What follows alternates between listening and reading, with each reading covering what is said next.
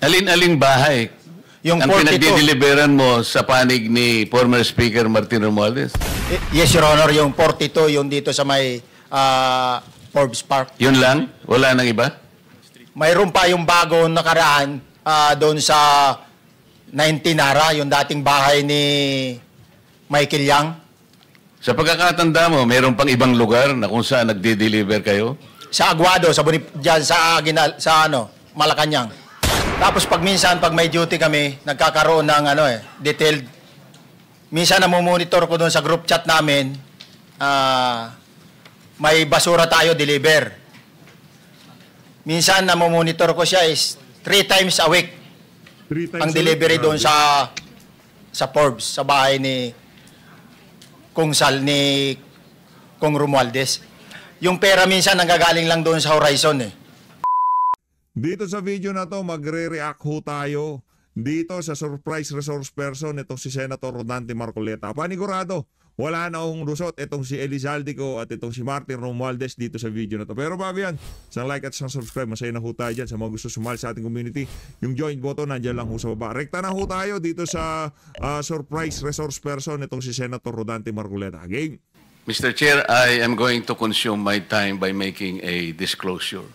Kahapon po, mga pasado po 2:00 ng hapon, tumawag po sa akin si former Congressman Mike Defensor. Nako.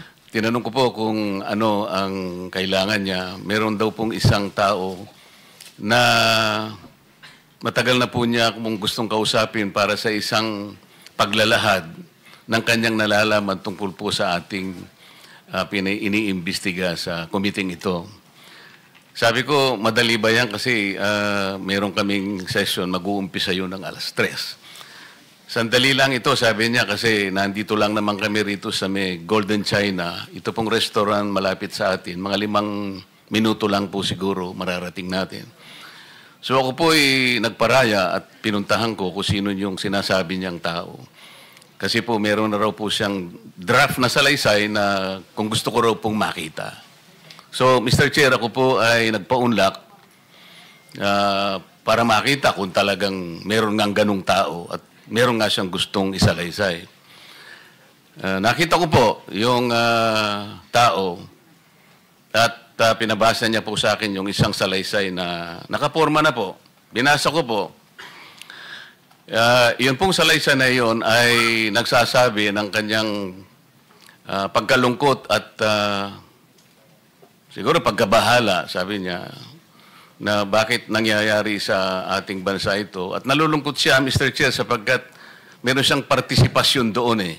Nako. At nung makita ko ang kabuuan ng kanyang salaysay, meron po siyang personal na kaalaman para ikonekta si Representative Saldico kay former Speaker Martin Romualdez. Sabi ko, hindi ako pwedeng magtagal, nabasa ko na ito, hahabol ako sa aming sesyon 3:00.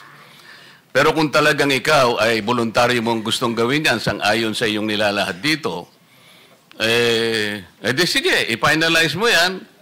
At gusto ko, ipanotaryo mo sapagkat hindi po pwedeng hindi notaryado yan. Yeah. At kung buo ang loob mo at talagang yan ay matagal mo nang hindi kagaya nung kay Hernandez. At yung ang pangalan nitong isa, yung hindi naman notaryado, pinapirmahan lang yung sa House of Representative, di ba? Isip, pumunta ka ako bukas ng umaga sapagkat meron kaming pagdinig. Mr. Chair, nandito po yung tao at hawak ko po yung ilang piraso ng kanyang sinumpaang salaysay.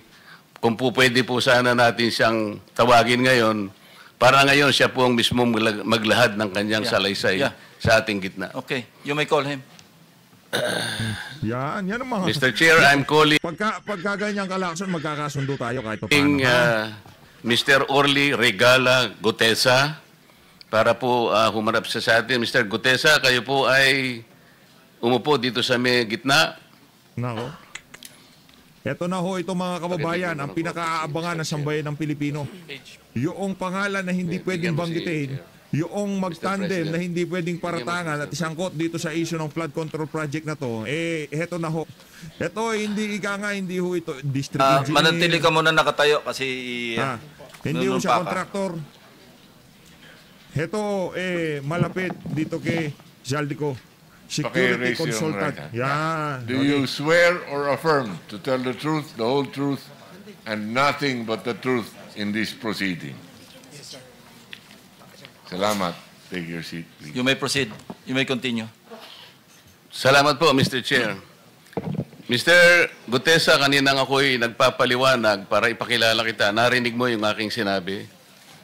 Tsaka, yan ang gusto natin. Dapat merong full disclosure. Umaamin na talagang kinita muna ni Senator Rodante Marcoleta dahil meron nga naman siyang nalalaman na ikawiwindang ng sambayan ng Pilipino. Yes, Your Pwede mo Honor. bang i-confirm na kung ano yung sinabi ko ay yun nangyari kahapon? I confirm, Your Honor. Salamat po. At ngayon po ay hawak ko nga ang inyong sinumpaang salaysay na nung draft ito ay binasa ko. Ganun din nga po at wala namang pagbabago. At gusto ko lamang pong sabihin ninyo na mayroong pirma sa ibabaw ng pangalang Orly Regala Gutesa. Kayo po ba ang nagpirma nito? I confirm, Your Honor. At gaya po ng sinabi nyo sa akin kahapon, voluntaryo ninyong ginawa ito at wala namang namilit sa inyo. At katotohanan yan, ako nga po ay ininyayahan nyo para makita ko yung inyong salaysay. Yes, Your Honor. Ito po ay pinanotaryo ninyo. Nakikita ko rin po. Totoo po ba itong notaryong ito? Totoo po, Your Honor. Okay. Ngayon, kayo na po ang magbasa para sa ganun ay marinig po ng buong kapulungan. Pwede po niyong basahin ang inyong salaysay. Maraming salamat, Your Honor. Mr. Chair, can he proceed? You may proceed. Yayos, yan na. Ako po'y nagpapasalamat sa Kinakabahan na si Soto, anak ng toka. Hindi kasi pwedeng banggitin dyan si Martin Romualdez. pagkakataong ito. Sa Senate Blue Ribbon Committee, Senador Ping Lacson, sir. At sa iba pang member na nandito po. Ako po si Orly Gutesa, may asawa, nasa tamang edad, Pilipino. Makatapos makapanumpa na ngayon sa umiiral na batas ay nagsasaad at naglalahad ng gaya ng mga sumusunod. Ako po ay lumabas upang magsalita sa isyu na ito. Bilang isang dating sundalo, inaalay ko ang aking buhay para sa ating bansa. Sa pagkakataong ito, nagdesisyon akong magsalita at maglabas dahil ayokong maging masama ang kinabukasan ng aking mga anak, apo ko sa darating na panahon. Ayoko pong naririnig ko at napapanood ko sa pagdinig ng Blue Ribbon Committee. At ngayon ko po napagdugtong-dugtong yung naging partisipasyon ko po sa anomalya at korupsyon na ginawa at lumalabas sa hearing na ito. Yung palang pera na binubuhat namin at dinideliver mula sa masamang gawain na nagdulot ng baha na ikinamatay ng tao at imbes na gamitin ang pera sa edukasyon, medikal at programa na mapunta lamang pala sa bulsa ng mga politiko. Mabigat po sa akin magsalita dahil may pamilya ako. 4 ang anak ko, nag-aaral pa. May asawa ako at nangangalaga sa aking mga anak at marami akong kasama sa operasyon na may kinalaman sa ibabahagi ko sa inyo. Nagtatrabaho lang po kami ng mga kasama kong sundalo sa Philippine Marines. Huwag sana isipin na aking mga kasama na nagtatraidor ako. Ako sa aming trabaho at pinagsamahan dahil pare-parehas kaming may pamilya at gusto lang naman naming ayusin ang kinabukasan ng bawat isa. Wala akong iniisip na kapahamakan para sa kanila, bagkus ang gusto ko lang maiayos ang kinabukasan ng bayan at lahat kami. Noong December 5, 2004, na-hire ako bilang security consultant sa Ako Bicol Party List or AKB kay Congressman Saldico. Nako, yan na. At nasimula ang duty ko kay Congressman Saldico. Bawat umaga, nagre-report ako sa BGC sa Horizon, sa Bonifacio Global City, kung saan nakatira si Kong Saldico. Tuwing may duty at detailed ako sa basura, it means itong basura, ito yung box ng pera na pinag-uusapan natin sa kasalukuyan. Mr. Gutesa, mag-stick ka lang sa binabasa mo. Huwag ka nang nag-a-adlib. Ay, Kung ano yung nandito, basahin mo lang. Yes, Your Honor. Tuwing may duty detail ako sa basura, pumupunta kami sa 28 Ladybug Corner, Dragonfly, Valle Verde 6, Pasig City. Tagabuhat lang ako ng malita ng basura. Ang ibig sabihin ng basura ay malita na may lamang pera. Nako. Ang bawat malita ay may lamang humigit kumulang 48 million pesos.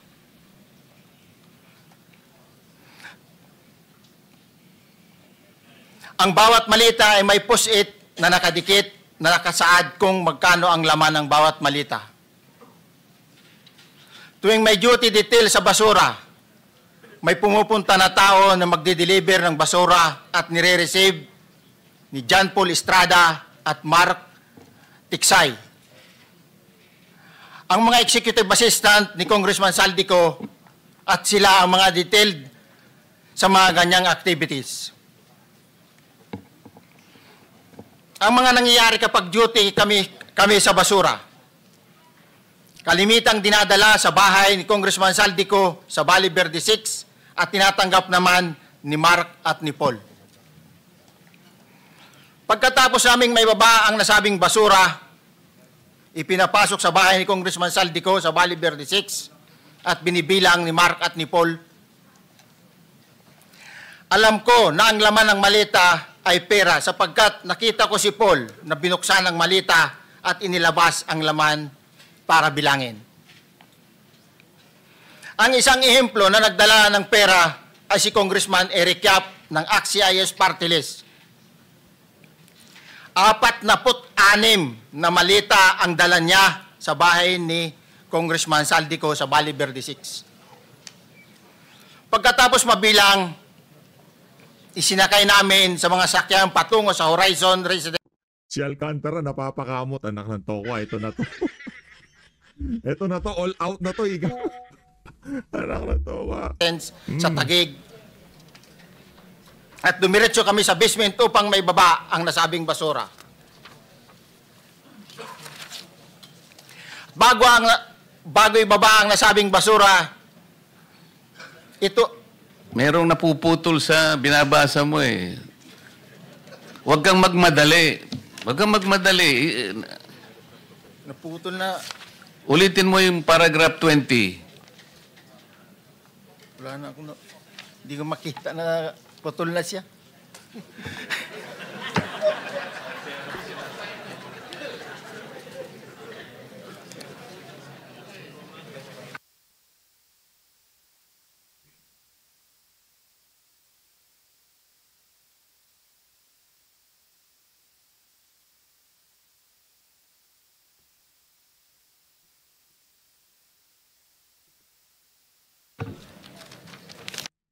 Pero pangit ho yung optics no, sigurado i-spin yan ng mga pinklawan at dilawan.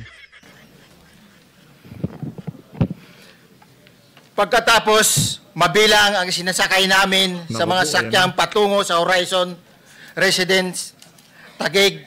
Pagdating sa Horizon Residence, dumidiretso kami sa basement upang maibaba ang nasabing basura at dalhin sa unit ni Congressman Saldico sa 56th floor sa nasabing lugar kung saan siya nakatira. Bago ibaba ang nasabing basura, ito ay bawas na Halimbawa, nag-akyat kami ng 46 na malita. Ibababa lamang namin ay 35 malita para i-deliver sa bahay ni House Speaker Martin Romualdez sa 42 McKinley Street, Taguig. Ang labing isang malita ay naiwan sa taas ng 56th floor sa Horizon Residence.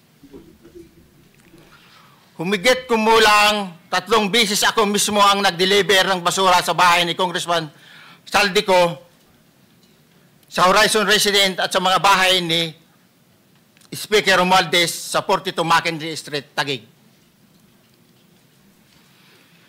Mas maraming pagkakataon na nagde-deliver kami ng basura sa bahay ni Speaker Romualdez at sa bahay ni Congressman Saldico dahil iba-iba kaming mga nakadetailed na close-in, backup at advance party na nagkakaroon ng rotation. Sa huli, ako po ay nagnanais na mapasailalim sa Witness Protection Program dahil alam ko po nanganganib ang buhay ko at ang aking pamilya sa ginawa kong paglalahad na ito. Sa katotohanan na ang lahat ay nilagdaan ko, ang salaysay na ito ay kusang loob at walang anumang pamimilit at bunsod lamang ng hangarin matulungan ang ating bansa. Ito po ay nilagdaan ko, Your Honor. Thank you, Orly. Before you proceed, meron lang ako papakitang litrato sa iyo, no? I-confirm mo, kasama na rin si Bryce, kung yan ba si Paul na binabanggit mo. I confirm, Your Honor. Yun nga po, Your Honor. Siya po. Okay, so, yeah, for the record, andito po yung litrato nung binabanggit na si Paul. Ang palyado nito.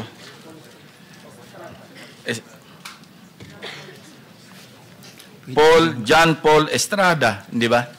Yes, Your Honor. Oh, sige. Thank you very much. You may continue, Senator Marcoleta. Thank you, Mr. Chair. Mr. Gutesa, dito sa iyong paglalahad ay gumawa ka ng isang paghalimbawa. Inihalimbawa mo si Congressman Eric Yap, ngunit isang tagpo lang yun eh. Ikaw ay na-hire ni Representative Saldico, sabi mo rito, ay December 5, 2024 pa. Yes, Your Honor. Sa pagkakaalam mo, mga ilang beses kayong gumagawa ng bagay na ito. Ibig sabihin, yung pagdi-deliver ng pera, sa natatandaan mo, gaano kadalas ang pagdi-deliver? Kasi ang ginawa mo kanina ay isang example lang. Pwede mo bang ipaliwanag? Your Honor, minsan kasi pag-duty kami, ang actual ko na delivers talaga sa bahay ni Congressman Romualdez is 3. Tapos pag may duty kami, nagkakaroon ng detailed. Minsan namomonitor ko doon sa group chat namin, may basura tayo deliver. Minsan namomonitor ko siya is 3 times a week. 3 times Ang a week, delivery doon grabe. sa Forbes, sa bahay ni Kung Romualdez. Yung pera minsan nanggagaling lang doon sa Horizon sa taas, ibinababa. Oh. So yung mga ibinibigay na pera nitong mga district engineer, ang kukuha si Martin Romualdez, hati ho sila nitong si Saldico. Kasi kung halimbawa, 15 na lang daw yung bababa, halos kalahati lang yung binababan, di-deliver papunta dito kay Martin. Tapos may detail lang na tao, namumonitor ko naman sa GC namin. Kaya nalalaman ko yung movement ng tropa, kung ano yung sinasabing basura ng delivery.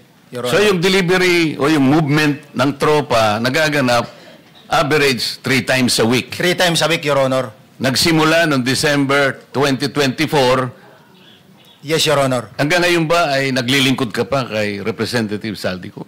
Sa kasalukuyan po ay nag-resign po ako noong August 5, itong taon po na ito.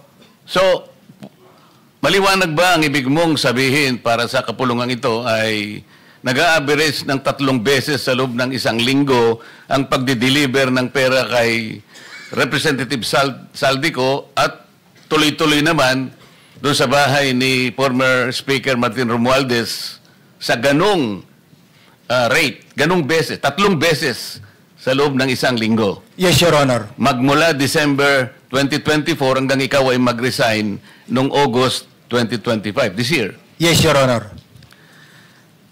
Mr. Chair, Senator Marcolita, short Yes. interjection. With the permission of Senator Marcoleta. Thank you, may proceed. Mr. Chair. May maibigay ka ba na pangalan? Kasi ang sinasabi mo lang ngayon, as far as you're concerned, during ikaw ay nagdo-duty, nagro-rotation basis yung duty, so pag wala ka, absent ka, iba ang nagdo-duty, iba rin ang nagtatanggap sa pera at nagdi-deliver. Am I correct? Senator De La Rosa, may I just remind you na isang follow-up. Pero kung gusto mo ituloy at paig si Senator Marcoleta, naka-charge sa oras niya, yung mga susunod na tanong, okay? Oh, okay lang. Okay lang. Sige, boss. Meron Nahirap lang pa naman namang- ako sa iyo. Go ahead. Meron ko pa namang 4 na minuto pa mahigit yan. Yes, sir. So, sige. Very quick lang. So, pag hindi ka duty, may ibang nag-deliver ng pera kay Saldico at kay Speaker Romualdez. Pag nangyayari yan, sir, pag hindi ako duty, may makadetail talaga sa basura na yan. Pero ang authorized lang na mag-deliver at mag-receive niyan is yung 2 tao na binanggit ko, which is John Paul Estrada and Mark Tiksay. Okay. Thank you, Mr. Chair. Thank you, Senator Marcolita. Mr. Gutesa, sa panig ng pagdi-deliver sa bahay ni former Speaker Martin Romualdez, sinong tao ang nagre-receive? Sa mga ganun, sir, ang may contact, Your Honor, is yung si Paul at si Mark lang ang may contact doon sa receiver. So pagdating doon, nakabukas na yung gate doon sa Forbes, pumapasok na lang kami. Then pag nabuhat na namin yung mga malita na ibaba na, so lalabas na kami. Wala na kaming basta may deliver lang namin yung mga basura doon sa bahay, wala na kaming noon, Your Honor. Alin-aling bahay Yung ang 42. pinagdi-deliveran mo sa panig ni former Speaker Martin Romualdez? Yes, Your Honor, yung 42, yung dito sa may Forbes Park. Yun lang? Wala nang iba? Mayroon pa yung bago nakaraan doon sa 19 Nara, yung dating bahay ni Michael Yang. Sa pagkakatanda mo, mayroon pang ibang lugar na kung saan nagdi-deliver kayo? Sa Aguado, dyan sa Malacanang. Malacanang. Aguado? Ano ka ng tokwa, yari ka dyan. Papunta na ho tayo sa Malacanang. Excuse me, Senator Marcoleta. Sino Michael Yang? Yung dating sa Pugo yata yon. Sa? Yung dating sa Pugo. Yung Michael Yang. dating bahay ni Michael Yang. Dating bahay. Yes, Your Honor. Okay, thank you. Ibig mo sabihin, nabili ni Speaker Martin yung bahay ni Michael Yan? Allegedly, Your Honor. Pero paano mo alam na bahay ni Speaker yon? Kasi doon na nagde-deliver yung tropa nung hindi na nagde-deliver doon sa 42, Your Honor. Ngayon, sinasabi mo meron kayong chat. Napuno yung bahay. Nagagamit mo yung chat para ma-monitor mo yung rate ng delivery at kung sino-sino yung nagdi-deliver?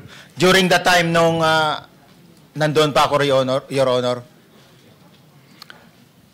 Mr. Chair, salamat po at baka meron pa pong Thank you. gustong itanong ating May mga kasama. papakita pa ako isang litrato pa, no? Identify mo lang siya. Sino yan? Mark Tiksay, Your Honor. Meron pa ba na... Ano ho yan? Si Lacson ho yan. Credibility check yan ho. Credibility check niya ho yan, mga kababayan. Kung talagang credible yan. Kasi alam na ni Lacson kung sino yan. Ngayon, papakita ko sa'yo kung yan nga ba yung taong dinideliveran mo, di ba? Ayos, nasasagot naman. Nakakakilala sa kanya bukod sa'yo? Dito? Wala. Nabanggit kasi ni Engineer Alcantara rin dito eh. Sa salaysay mo noong September 23, sinasabi mo, hindi ko po siya na-meet during pagdadala. Ang tao niya po ay may alias lang na Paul at Mark. Na-meet mo ito si Mark, Engineer? Sa Valle Verde po, once lang po. So, kinukonfirm na si Mark Texa ito? Mark po and Paul, karaniwan po ng... Okay, thank you. Thank you, Senator Marcola. Mr. Chair, May tatanong Hindi ba lang natin po papatawag kung, yan? Yes. with the permission of Yeah, okay. Senator Marcoleta. Mr. Orly, sabi niyo po 46 na maleta na nagkakalaman po ng 48 million bawat isa. Tama po ba? Based doon po sa level nung malita na nakita ko, Your Honor. Paano po nalaman ninyo na 48 million po ang laman ng bawat isa? Oh, Kasi bawat- pinagtatanggol na ho nitong si Erwin Tulfo, itong si Speaker Martin Romualdez. Malita po, mayroon siyang post-it na nakalagay. Ang tawag diyan wasakin natin ang credibility ng ng hanapan natin ng butas yung sworn affidavit ng resource person. Okay. Ay, may sign na 48. Lahat po yun may 48. Yes, Your Honor. So, yung 46 maleta, 48 million ang laman, ay nagkakahalaga po ng 2.2 billion. Alam niyo po ba yan kung 3 times a week ang sinasabi ninyo, ang delivery? Based sa my experience, doon lang ako naka-experience ng 46 nung time na yon, Your Honor. Hindi naman po every week or monthly ito. Yes, Your Honor. So at one point, yung 46 na maleta, 48 million ang laman, 46 times 48 million ay 2.2 billion. Excuse me, Senator Marcoleta, paubaya mo na sa kanya yung oras na naiwanan mo. Now, 1 minute. Isang tanong na lang. Sige, okay. 2.2 billion. Ganun po yung multiplication eh. Siguro, Your Honor, yun ang lumalabas. So one time lang po ito. One time lang po, yung time ko lang yan, nung panahon na na-identify ko si Congressman Yap, Your Honor. Alright, maraming salamat po. Thank you. Yung paghahalimbawa, Isip pa ng isip, hanapan mo pa ng butas yung kanyang sworn affidavit, Eric Sylvester. mo, kaya mo ginawa, dahil yun ang pinakamalaki. Yes, Your Honor. Pero pangkaraniwan, dahil 3 times a week, mga ilan sa tingin mo yung karaniwang na i-deliver? Ilang maleta? Usually, pag nanggagaling na sa Horizon, na idine-deliver na doon sa Forbes, minsan mayroong 15 or kaya 18 ang malita. Pero yung malalaking malita yon na nagre-rate yung bawat malita, minsan mayroong 48, may 50. Sa mga tweet, Mr. Gutesa, pangkaraniwan, 15 to 15 to, Your Honor? Yun ang average, pangkaraniwan. Yes, Your Honor. Yung nabanggit mong nabigla ka sapagkat malaki, 48, yun lang kay Congressman Eric Yap. Yes, Your Honor. Yun ang time na nakita ko talaga yung ganung kabalk Okay. yung balita na yun, Your Honor. Mr. Chair, payagan nyo sana akong magtanong lang ng isang tanong kay Mr. Diskaya. Mr. Diskaya, naalala mo, nagkaroon ka ng supplemental affidavit na binasa mo dito. Medyo mahaba pa nga di ba? Naalala mo yung nakaraan? Ito yung supplemental affidavit mo. Yes po, Your Na Honor. may petsang September 23, 2025. Ito yung nakaraang hearing natin. Yes po, Your Honor. Napansin ko kasi nung pinakinggan ko tiningnan ko sa ating transcript, parang hindi mo binasa yung paragraph 30 na kung saan binabanggit dito yung DPWH Region 1. Chinek ko talaga kaninang umaga, nirecheck ko uli, hindi nasama sa binasa mo ito. Ano ito, nagkamali ka lang o... Your Honor, talagang hindi ko po nabasa dahil masyado na pong mahaba yung ano ko. Yung binabasa ko po. Hindi nga, sabihin mo na nagkamali ka lang, hindi mo sinasadya. Hindi po sinasadya. Pero dito po, wala rin po eh. Hindi nakasulat. Baka nakalimutan pong ilagay, kaya hindi ko po nabasa. Tsaka pinatigil po ako doon sa... Nakatigil... ito, sorry. Nagkamali po ng page. Ito po, 30 po sa Region 1. Meron pala. Oo nga, nandito yung paragraph 30. DPWS Region 1. Yes po, Your Honor. Pero nung checking ko yung transcript, hindi mo binasa ito. Opo, yes po, Your Honor, kasi mahaba na po. Hindi, nabasa mo yung 31 hanggang 37 eh. Ito nalaktaban mo yung 30. Kaya lang ako nagtataka, kaya tinatanong kita, sinadya mo ba to o nagkamali ka lang? Hindi po, Your Honor, kasi napatigil na po ako nung Hindi nga, sagutin mo, nagkamali ka lang. Hindi po, Your Honor. Hindi po ako nagkamali. Ano nga? Sinadya mo? Hindi po, Your Honor. Bali, ano po, Alam ko po parang pinatigil na po ako dito dahil masyado na pong mahaba yung binabasa ko. Hindi, ganito. Pinatigil ka, nung pagpatuloy mo, nakaligtaan mo yung number 30. Hindi mahaba pa yan eh. Nalaktawan mo siguro. Yes po, Your Honor. Yeah. Para maliwanag lang. Oh, Hindi gusto ko lang sinadyang maliwanagan pinatik- kasi Yeah. nabanggit ko na kanina na naimungkahi ko na sana'y tawagin din si Governor Chavit Singson. Baka ka kung may connecta doon sa ano mo, baka ka kung sinadya mo. Ngayon, kung sasabihin mong nagkamali ka lang, tatanggapin ko yon. Your Honor, hindi po ako nagkamali. Naano lang po, hindi lang po nabasa. Okay. Salamat, Mr. Chair. Ang susunod po ay si Senator Risa Hontiveros. You may have the floor. Salamat po, Mr. Chair. Isa munang follow-up question kay Ginoong Guteza. Paano niyo po nalaman na bahay yun ni Michael Yang? Kasi dati po, may mga security po na kasama na ko na dati is doon po yung bahay ni Michael Yang eh. Mga security na dati yung kasama na nung panahong iyon ay security ni Michael Yang, nung panahong bahay niya yon. Yes, Your Honor. Okay. Salamat po, Ginoong Guteza. Ngayon, Mr. Chair, narinig natin kanina yung testimonya ni Yusek Bernardo na USEC for Regional Operations for Visayas NCR and Region 4B. So, hindi na po nakakagulat kung yung modus operandi nila sa Bulacan ay ginagawa rin sa ibang lugar na sakop niya. So, tuloy ko po yung pagtatanong tungkol sa ghost projects dito sa NCR, particular sa Quezon City. Teka lang. Ayaw mo malaman kung paano, kung kani-kanino napupunta yung perang nakukuha dyan sa mga ghost project na yan. Nandiyan si Gutesa, sino tatanungin mo? Yung mga district engineer? Rekta tayo dun sa pera, madam. Okay na yan. Establish na natin na merong ghost project.